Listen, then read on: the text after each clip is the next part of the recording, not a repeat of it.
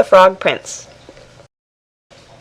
One fine evening a young princess put on her bonnet and clogs, and went out to take a walk by herself in a wood, and when she came to a cool spring of water that rose in the midst of it, she sat herself down to rest a while. Now she had a golden ball in her hand, which was her favourite plaything, and she was always tossing it up into the air and catching it again as it fell. After a time she threw it up so high that she missed catching it as it fell, and the ball bounded away and rolled along upon the ground, till at last it fell down into the spring.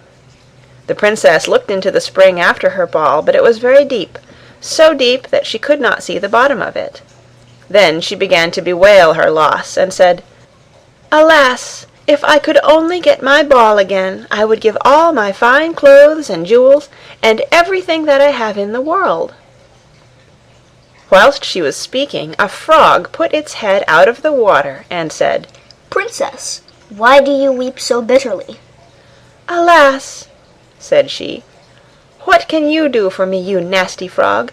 My golden ball has fallen into the spring." The frog said, "I want not your pearls and jewels and fine clothes, but if you will love me and let me live with you and eat from your golden plate and sleep upon your bed, I will bring you your ball again." "What nonsense!" thought the princess. "The silly frog is talking.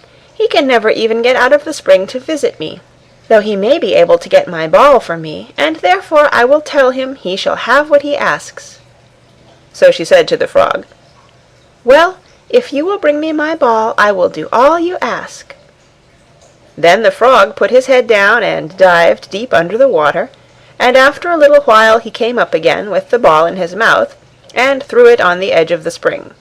As soon as the young princess saw her ball, she ran to pick it up, and she was so overjoyed to have it in her hand again that she never thought of the frog, but ran home with it as fast as she could. The frog called after her, "Stay, princess, and take me with you, as you said." But she did not stop to hear a word. The next day, just as the princess had sat down to dinner, she heard a strange noise. Tap, tap, plash, plash, as if something was coming up the marble staircase, and soon afterwards there was a gentle knock at the door, and a little voice cried out and said, "Open the door, my princess dear, open the door to thy true love here, and mind the words that thou and I said by the fountain cool in the greenwood shade." Then the princess ran to the door and opened it, and there she saw the frog, whom she had quite forgotten. At this sight she was sadly frightened, and shutting the door as fast as she could, came back to her seat. The king, her father, seeing that something had frightened her, asked her what was the matter. "There is a nasty frog," said she, "at the door, that lifted my ball for me out of the spring this morning. I told him that he should live here with me, thinking that he could never get out of the spring. But there he is at the door, and he wants to come in." While she was speaking, the frog knocked again at the door and said, "Open the door, my princess dear, open the door to thy true love here, and mind the words that thou and I said, by the fountain cool in the greenwood shade." Then the king said to the young princess, "As you have given your word, you must keep it, so go and let him in."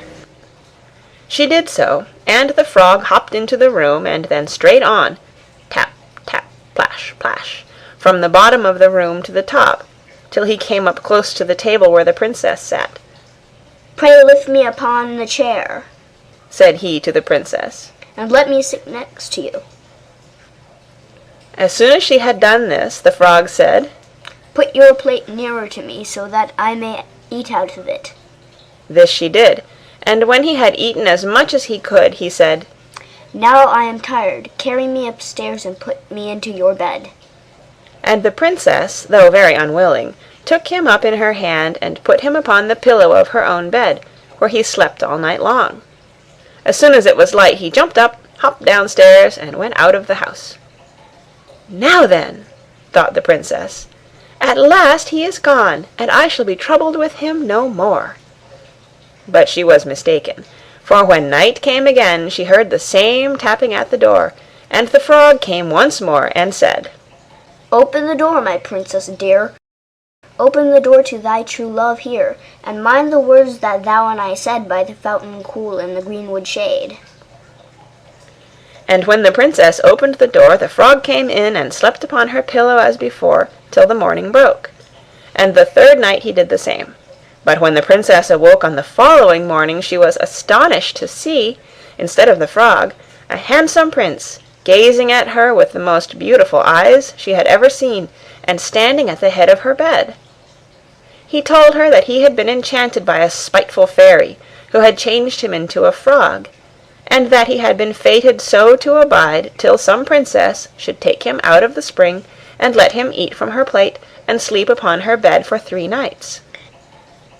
"You," said the prince, "have broken this cruel charm, and now I have nothing to wish for but that you should come with me to my father's kingdom, where I will marry you and love you as long as you live."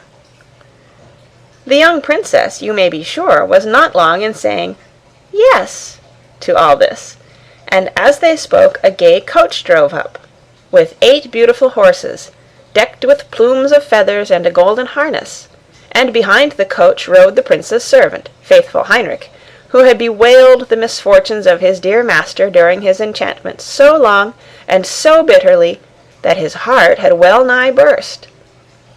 They then took leave of the king, and got into the coach with 8 horses, and all set out, full of joy and merriment, for the prince's kingdom, which they reached safely, and there they lived happily a great many years. End of The Frog Prince.